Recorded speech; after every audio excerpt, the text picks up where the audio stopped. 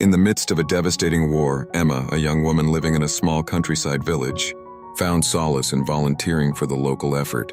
She spent her days knitting scarves and writing letters to soldiers on the front lines, a program designed to boost morale. One day she was assigned to write to a soldier named Captain James Hawthorne. Her first letter was simple but heartfelt.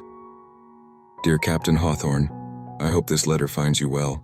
Though we have never met, I want you to know there are people thinking of you, praying for your safety and grateful for your sacrifice. Please let me know if there's anything I can send to brighten your days. Sincerely, Emma Carter." A month later, she received a reply. "Dear Miss Carter, your letter arrived on a cold, bleak day, and I can't thank you enough for your kind words. It's strange, but your simple gesture brought light to a place where there is very little of it. Please keep writing. Your words remind me of the world I'm fighting for. Sincerely, Captain James Hawthorne." Emma and James began exchanging letters regularly. At first, they spoke of simple things: the weather, favorite books, and childhood memories. James wrote about the camaraderie of his fellow soldiers and the small joys they clung to, while Emma described the beauty of the countryside and her dreams of becoming a writer. Over time, their letters grew more personal. Emma shared her fears about the war, and James opened up about the horrors he had witnessed. Despite the grim realities, their words brought comfort and hope to each other. "Miss Carter, when I read your letters, I can almost hear your voice. It's strange, isn't it? We've never met, yet I feel as though I've known you forever. Your words are a lifeline, pulling me back from the edge when I feel I might fall. Captain Hawthorne, your letters remind me that courage isn't just about facing danger, it's about holding on to hope, even in the darkest times. You are braver than you know, and I am honored to share even a small part of your journey."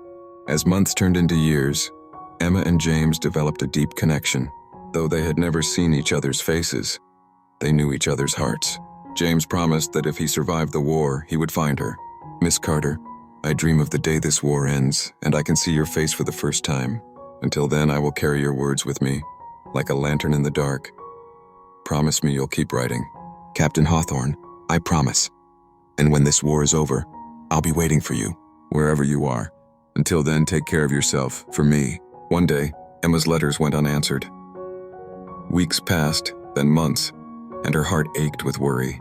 She feared the worst, but she kept writing, pouring her feelings onto the page. "Dear James, I haven't heard from you, and I'm terrified of what that might mean. But I refuse to believe you're gone. You've been my strength, my hope, and my dearest friend. Please, if you're still out there, write to me. Yours always, Emma." Finally, a letter arrived, but it wasn't from James. It was from one of his fellow soldiers. "Dear Miss Carter, Captain Hawthorne was injured during an ambush and has been recovering in a field hospital. He asked me to write to you because he couldn't. He reads your letters every day and says they're the reason he's fighting to recover. He wanted me to tell you that he hasn't forgotten his promise." Emma wept with relief and immediately sent another letter. Emma waited anxiously in the village square, watching the returning soldiers disembark from the train. Her heart raced as she searched for a familiar face she had never seen. A man stepped off the train, leaning on a cane but standing tall. His dark hair was tousled and his uniform was worn, but his amber eyes met hers with unmistakable recognition. "Emma?" he asked, his voice trembling. "James," she whispered, tears streaming down her face. Without hesitation, she ran to him, and he dropped his cane to catch her in his arms. Their first embrace was a culmination of years of longing and love, born from words exchanged across a battlefield. James stayed in the village, and he and Emma began building a life together. Though their relationship started in letters, their love grew stronger in person. Emma became a writer, sharing their story of hope and resilience, while James found peace in the quiet countryside he had fought to protect.